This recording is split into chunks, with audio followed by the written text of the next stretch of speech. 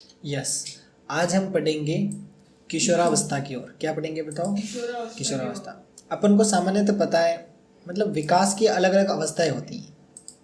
क्या होती है? विकास की अलग अलग, मतलब जब से अपन जन्म लेते हैं, उस जन्म से लेकर जब तक अपन जीवित रहते हैं तब तक हम में विकास होता रहता है।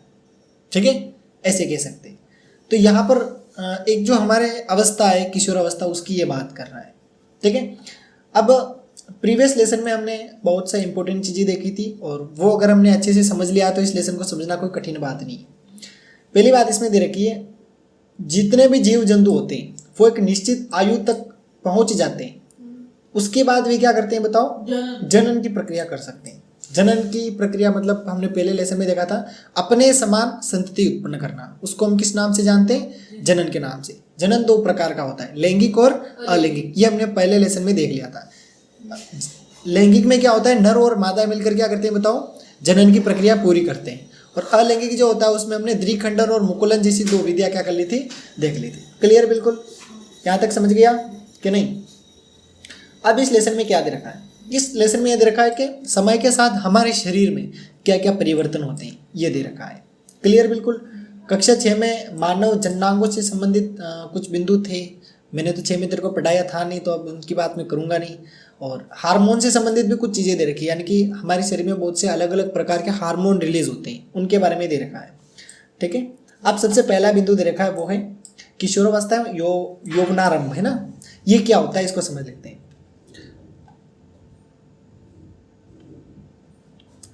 वृद्धि की यदि हम बात करें, वृद्धि है ना, वृद्धि कुछ निश्चित समय तक ही होती है, लेकिन विकास जो होता है ये जीवन भर चलता रहता है। हमारा डेवलपमेंट पूरी लाइफ टाइम, जब तक जीवित रहते हैं तब तक हमारा विकास होता रहता है। समझ गया? और वृद्धि कुछ निश्चित समय तक ही होती है, जैसे हमारी लंबाई कुछ बढ़ जाती है फिर रुक जाती है, उसके बाद अपन और लेंथ नहीं बढ़ा सकते। ठीक है, और मोटापा जो भी चीज़ें होती है वो एक टाइम के साथ रुक जाती है। ऐसा कोई व्यक्ति नहीं कि जब तक मरेगा नहीं तब तक लंबा होता जाएगा, खजूर के जैसा हो जाएगा, ऐसा नहीं होता है। ठीक है, शुरू के कुछ साल होते हैं उसमें वृद्धि होती है, और किशोरावस्था में भी वृद्धि होती है, तो उसके बारे में विशेष रूप से इसने दिखा रखा है। ठीक है, इस चीज़ की बात करते हैं। देखो, इसने बता रखा है 10 से 11 वर्ष की आयु के बाद वृद्धि में एकाएक तीव्रता आती है, यानी कि बच्चे 10 से 11 साल के होते हैं। तेरी आयु क्या है? 13, यानी कि 10 से 11, यानी कि तू इसी रेंज में आ रहा है। यानी कि ये ऐसे बोल रहा है कि वृद्धि दिखाई देती है। अब क्या होगा? तेरी हाइट बढ़ेगी, है ना? मतलब धीरे धीरे जितने भी शारीरिक परिवर्तन होंगे वो बहुत तेजी से होंगे, और 25 साल के आसपास या उससे भी ज़्यादा 30, हाँ 25 मान लेते हैं एवरेज।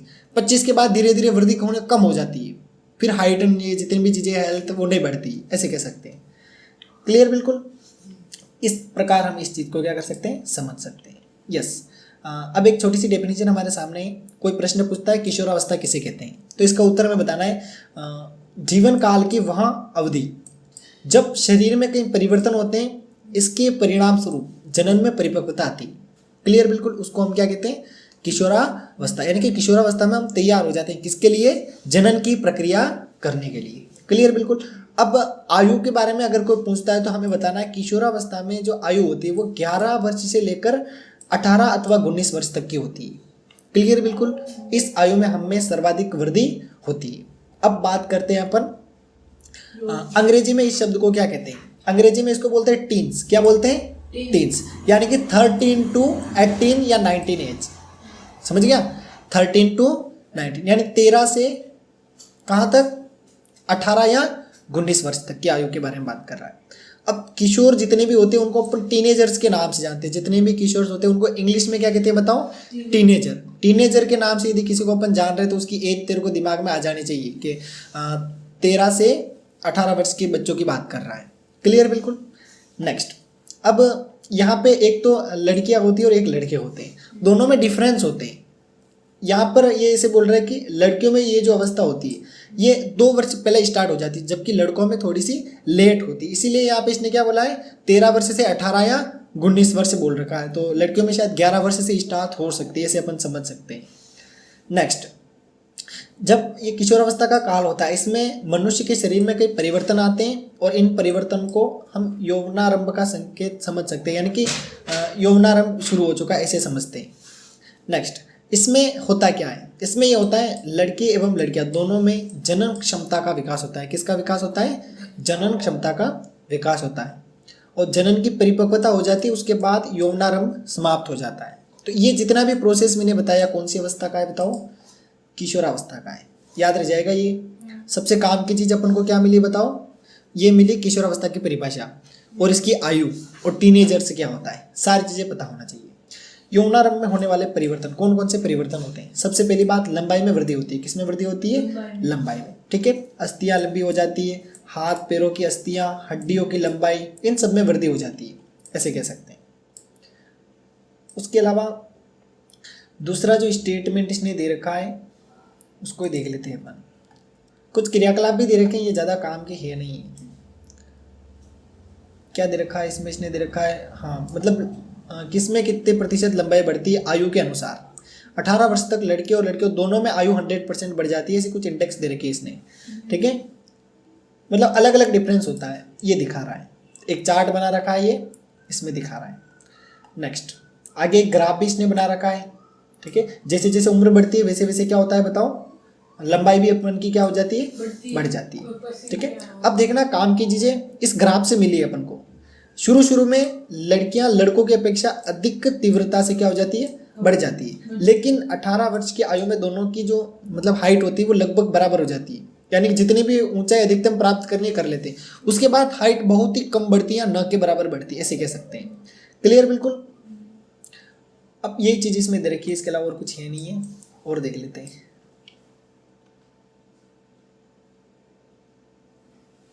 नेक्स्ट, हाँ एक चीज दे रखी है इसने इंपॉर्टेंट, किसी व्यक्ति की लंबाई उसके परिवार के किसी न किसी सदस्य के समान होती है। यानी कि किसी के परिवार में लोग लंबे होते हैं तो वो जो आने वाले जो संतानें होती है वो भी क्या होगी?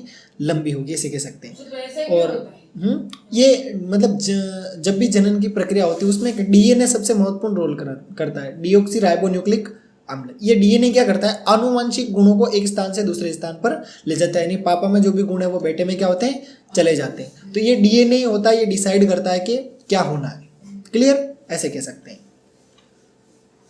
नेक्स्ट, सबसे पहले लंबाई की हमने बात कर ली, समझ भी लिया। दूसरा बिंदु है शारीरिक आकृति में परिवर्तन, यानी कि बच्चों की हेल्थ भी इसमें क्या होती है? बढ़ने लगती है, मतलब शारीरिक पेशियां, और ये बात इसमें बता रखी है और कुछ नहीं है। फिर तीसरा जो परिवर्तन दे रखा है वो दे रखा है स्वर में परिवर्तन। स्वर में भी क्या हो जाता है? परिवर्तन हो जाता है, यानी कि आवाज़ मतलब थोड़ी सी, मतलब बच्चे जो होते हैं उनकी आवाज़ थोड़ी सी अलग होती है। फिर जैसे जैसे बड़े होते हैं उनकी आवाज़ थोड़ी सी भारी और गहरी होती जाती है, और लड़कियों की आवाज़ सुरीली होती जाती है, ये बता रखा है। सुरीली पतली जो भी हो। नेक्स्ट, अगला इसमें बता रखा है यौवनारंभ में स्वर यंत्र, अथवा इसको एक और नाम है लैरिक्स, है ना, लैरिंक्स, ये जो होता है इसकी वृद्धि आरंभ हो जाती है, यानी कि गले के यहाँ से वृद्धि होती है और ये जो स्वर यंत्र होता है ये बड़ा हो जाता है, ऐसे कह सकते हैं। 3 बिंदु बता दिए, याद रखना तीनों ही। ठीक है, और इसमें दे रखा है, क्या देख लेते हैं अपन। हाँ, लड़कियों का स्वर उच्च तारत्व वाला होता है, जबकि लड़कों का स्वर क्या होता है बताओ? गहरा होता है, यानी कि बहुत मतलब हार्ड लैंग्वेज होती है, लड़कियों की सॉफ्ट लैंग्वेज होती है, ऐसे समझ सकते हैं। ठीक है, इसके अलावा और क्या दे रखा है? और ये चित्र बना रखा है, इसमें बता रखा है, देखो एडम्स एप्पल के नाम से इसको जानते हैं ना। फिर अगला बिंदु है श्वेत एवं तेल ग्रंथियों की क्रियाशीलता। ठीक है, अब ये जो विभिन्न प्रकार की ग्रंथियां होती है ये सक्रिय हो जाती है, क्रियाशील हो जाती है, ऐसे कह सकते हैं। ठीक है, जैसे इसी का कारण क्या होता है? चेहरे पर फुंसियाँ, मुहासे, ये सारी चीजें अक्सर अपन को देखने को मिलती है। अगला बिंदु दे रखा है जनन अंगों का विकास। जितने भी जनन अंग होते हैं वो क्या हो जाते हैं? इसमें विकसित हो जाते हैं। जैसे हमने वृषण की बात की थी, है ना, शुक्राणुओं का मतलब उत्पादन स्टार्ट होना, इसके अलावा अंडाशय के साइज में वृद्धि होना, अंड का परिपक्व होना, ये सारी चीजें जो हमने प्रीवियस चैप्टर में देखी थी मादा जनन तंत्र और नर जनन तंत्र में, वो सारी क्या हो जाती है? अच्छे से विकसित हो जाती है। क्लियर बिल्कुल। अगला बिंदु है मानसिक, बौद्धिक और संवेदना परिपक्वता प्राप्त होना। इसमें क्या होता है कि मानसिक रूप से बच्चे मजबूत हो जाते हैं, यानी दिमाग का अच्छे से डेवलपमेंट कर लेते हैं, शारीरिक रूप से भी मजबूत हो जाते हैं, अपने संवेदनाओं पर नियंत्रण करना वो क्या कर लेते हैं? सीख लेते हैं। अगला बिंदु है गौण लैंगिक लक्षण। अब इसमें कुछ छोटे छोटे परिवर्तन दे रखे हैं जो अपन ने पिछले लेसन में भी देखे थे। जैसे इसमें एक दे रखा है लड़कों में दाढ़ी मूंछ का आना, है ना, और उसके अलावा सीने पर बाल आना, है ना, और ये सारे जो अलग अलग परिवर्तन है ये गौण लैंगिक लक्षण में आते हैं। क्लियर बिल्कुल। अगला बिंदु ग्रंथियों से क्या संबंध में बता रखा है। किसके संबंध में? ग्रंथियों। यानी कि पुरुष हार्मोन जिसको अपन टेस्टोस्टेरोन के नाम से जानते हैं, ये शुरू हो जाता है, और लड़कियों में जो स्त्री हार्मोन होता है जिसको अपन एस्ट्रोजन के नाम से जानते हैं, ये भी क्या हो जाता है? शुरू हो जाता है। इसके अलावा ये हार्मोन जो उत्पादन होते हैं ये नियंत्रित होते हैं। जैसे किसके द्वारा नियंत्रित होते हैं, कोई पूछता है तो बता देना, पीयूष ग्रंथि के द्वारा या पिट्यूटरी ग्रंथि के द्वारा क्या होते हैं? नियंत्रित होते हैं। क्लियर? बिल्कुल। दो नाम है, दोनों याद रखने। अगला बिंदु दे रखा है जनन प्रक्रिया प्रारंभ करने में हार्मोन की भूमिका, यानी कि हार्मोन क्या भूमिका निभाता है उसके बारे में दे रखा है। ये ज़्यादा काम का है नहीं है, और ये स्ट्रक्चर अगर तुम इसको पढ़े तो पढ़ लेना। पीयूष ग्रंथि से कोई हार्मोन निकल रहा है, रुधिर प्रवाह को स्रावित मतलब ब्लड में बहने लगता है। उसके बाद क्या होता है? यौनारंभ के समय शरीर में परिवर्तनों को ये चीज़ें दिखाता है। ये चीज़ दे रखी है, बस ये स्ट्रक्चर को याद रख लेना, सब समझ में आ जाएगा। ठीक है। अगला बिंदु इंपॉर्टेंट है, इससे प्रश्न पूछे जाते हैं तो इसको बड़े ध्यान से सुनना। ठीक है। इसमें बता रखा है मानव में जनन काल की अवधि, है ना। जनन काल यानी ऐसा समय जिसमें अपन क्या कर सकते हैं? संतति उत्पन्न कर सकते हैं। ठीक है। तो अब इसमें क्या दे रखा है सुनना। स्त्रियों में जनना जो व्यवस्था होती है ये 10 वर्ष से 12 वर्ष की आयु में शुरू हो जाती है। ठीक है। और कहाँ तक चलती है बताओ? 45 से 50 वर्ष तक। टाइम पीरियड याद रखना। क्या दे रखा है?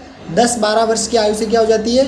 शुरू हो जाती है, और 45 से 50 वर्ष की आयु तक ये प्रक्रिया चलती रहती है। क्लियर? इसमें होता क्या है? अंडाणु परिपक्व होते हैं। पहले हमने जो मादा जनन तंत्र का चित्र देखा था उसमें देखा था कि अंडाणु जहाँ पर बनते हैं ना वो जगह क्या होती है बताओ? परिपक्व हो जाती है। क्लियर? बिल्कुल। और यहाँ पर दे रखा 28 दिन या 30 दिन। इसमें किसी भी एक अंडाशय से, 2 अंडाशय देखे थे हमने, मतलब एक टी टाइप था, तो एक बार इससे क्या निकलता है? अंडाणु निकलता है, और एक बार इससे निकलता है। तो ये 28 दिन में एक निकलता है, यानी 2 महीनों में, 2 महीने की बात करें तो 1 महीने में इससे निकलेगा, वापस इससे निकलेगा। ऐसे हम इसको समझ सकते हैं। नेक्स्ट, इसमें दे रखा है इस अवधि में गर्भाशय की जो दीवार होती है जो वो क्या हो जाती है? मोटी हो जाती है। यानी कि गर्भाशय क्या होता है? तैयारी करने लग जाता है किसकी? जनन प्रक्रिया में अपनी भूमिका निभाने की, ऐसे कह सकते हैं। जब शुक्राणु से अंडाणु का क्या हो जाता है? निषेचन हो जाता है, तो उसके बाद क्या होता है बताओ? मतलब यहाँ पर लिख रखा है मोटा स्तर रुधिर वाहिकाओं सहित निस्तारित हो जाता है। इसमें रक्त स्त्राव होता है। क्या होता है? रक्त स्त्राव होता है। इसको अपन किस नाम से जानते हैं बताओ? ऋतुस्राव या रजोधर्म के नाम से जानते हैं। ऋतुस्राव लगभग इसका टाइमिंग देख लेना, 28 से 30 दिन, यानी कि 28 से 30 दिन में एक जो अंडा है वो रिलीज होता है, और उसी आयु में क्या होता है बताओ? ऋतुस्राव प्रारंभ हो जाता है। इसको अपन पहले टाइम ये जो होता है इसको अपन रजोदर्शन के नाम से जानते हैं। ठीक है। इस प्रकार हम इसको क्या कर सकते हैं? समझ सकते हैं।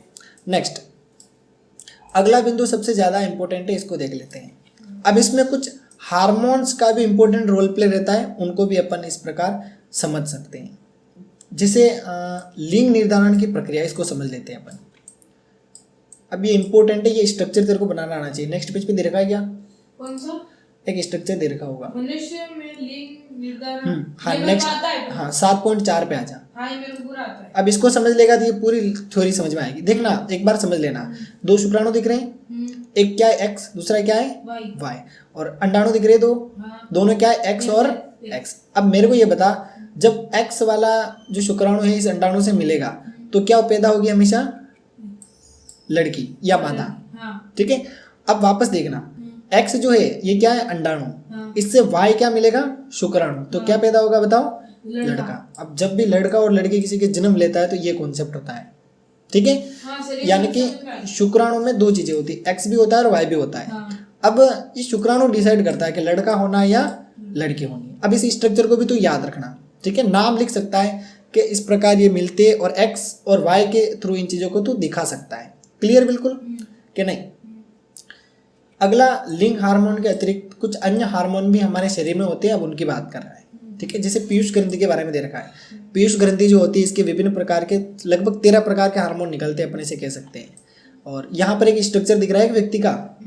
अब इसमें इसने क्या दे रखा है? देखो, सिर में कौन सी ग्रंथि है बताओ?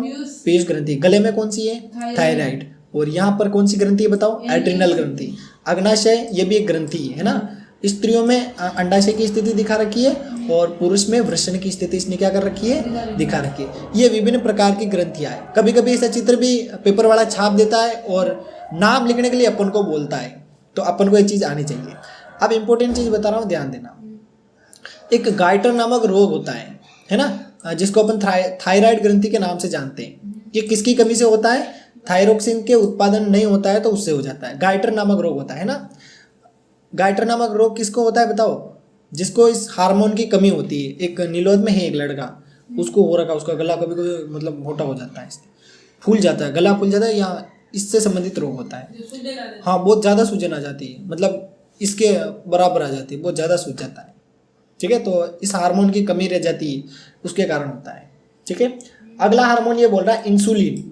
ठीक है, इंसुलिन की यदि हमारे शरीर में कमी हो जाती है तो हमें मधुमेह रोग हो जाता है। कौन सा रोग? मधुमेह। शुगर बोलते ना कि अरे यार उसको तो शुगर है, और जब कभी शुगर वाले के लग जाती है तो उसके ब्लड नहीं रुकता है, या ऐसी बहुत सी दिक्कतें आती है। उसको मीठा नहीं खा सकता है, वो नहीं कर सकता है, तो सारी चीज़ें देखने को मिलती है। नेक्स्ट अगला है एड्रिनलिसिस नामक हार्मोन का स्त्रवण करती है। ठीक है, अब ये हार्मोन क्या करता है? क्रोध, चिंता और उत्तेजना की अवस्था में मतलब मैनेजमेंट करता है। जैसे तू किसी जंगल से जा रहा है और कहीं पत्ता बजा, तो भागता हुआ जाएगा। 30 की स्पीड अगर चल रहा है तो 60 की स्पीड में भाग जाएगा, यानी कि अपनी स्पीड बढ़ा देता है। और कभी कभी कोई कुछ बार बार बोल रहा होता है, पता लग जाता है इसने मारी पीछे से, तो हम उसके ऊपर गिर जाते हैं। ऊपर को गुस्सा आ जाता है कि ले अब आ जाता है। तो ये भी किसके कारण होता है? एड्रिनलिन के कारण। दिमाग में आ जाता है इसको निपटाना है, हाथ भी तैयार हो जाता है, पैर भी तैयार हो जाते हैं, खल्लास ऐसे कह सकते हैं। ठीक है, तो पीयूष ग्रंथि से कुछ वर्धीय हार्मोन भी निकलते हैं। और अब ये, हाँ, इसको याद कर लेना, कायांतरण किसे कहते हैं। अगला बिंदु है कायांतरण, है ना। इसमें क्या, लार्वा से वयस्क बनने, मतलब जो टेडपोल से रिलेटेड है, लार्वा से जो वयस्क बनता है इसको अपन किस नाम से जानते हैं? कायांतरण के नाम से। कायांतरण के नाम से।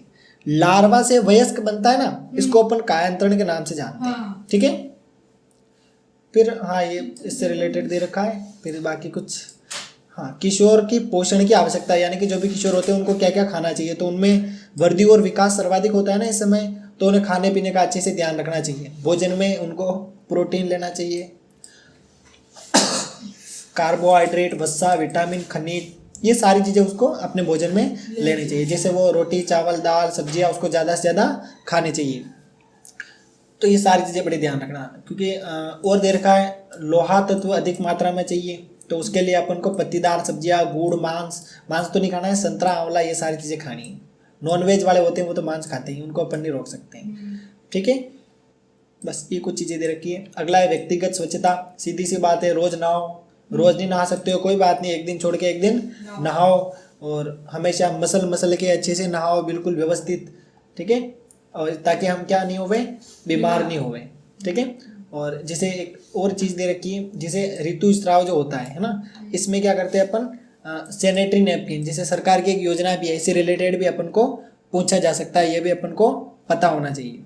ठीक है, फिर शारीरिक व्यायाम, अपन को रोजाना क्या करना चाहिए? शारीरिक व्यायाम करना चाहिए। इसमें जैसे खेलना कूदना हो गया, ये सारी चीज़ें। क्लियर? बिल्कुल, यहाँ तक समझ में आ गया। अगला प्रश्न अपन को पूछा जाता है, एड्स का पूरा नाम क्या बताएगा, बताओ? एड्स का एडवायर इम्यूनो डेफिशिएंसी सिंड्रोम, ये एड्स का पूरा नाम होता है। अगला बिंदु है HIV। HIV को ऐसे याद रख लेना, HIV के कारण एड्स की क्या हो जाती है, अपन को बीमारी हो जाती है। और अपन ने लेसन नंबर 2 में पढ़ा था, क्या पढ़ा था? सूक्ष्म जीवों के प्रकार। कौन कौन से प्रकार होते हैं? सूक्ष्म जीवों के एक जीवाणु, कवक, प्रोटोजोआ और शैवाल। एक 5वां भी था जिसको अपन वायरस के नाम से जानते हैं। तो HIV जो है इसको अपन वायरस के नाम से जानते हैं। कि किसके नाम से? वायरस के नाम से जानते हैं। और कुछ काम की चीज़ होती है तो मैं इसमें बता देता हूँ तेरे को। हाँ, बाकी ये जो लिख रखा है ना, आपने क्या सीखा इसको तो कंप्लीट करके लाएगा। कल अपन इसकी नोट्स की क्लास रख लेंगे, पूरा लेसन। ओके, कल यानी मंडे को, क्योंकि कल छुट्टी रहेगी, मैं यहाँ रहूँगा नहीं, इसीलिए सुबह तो आना है। ठीक है, सुबह आना है प्रतियोगिता में, आओ कुछ नया सीखेंगे। ये अपना लेसन कंप्लीट है। कल यानी मंडे को अपन इसकी नोट्स की क्लास परमानेंट रख देंगे और लेसन खत्म, फिर आगे का लेसन पढ़ लेंगे। फिर फिजिक्स के लेसन आ रहे सारे। ठीक है।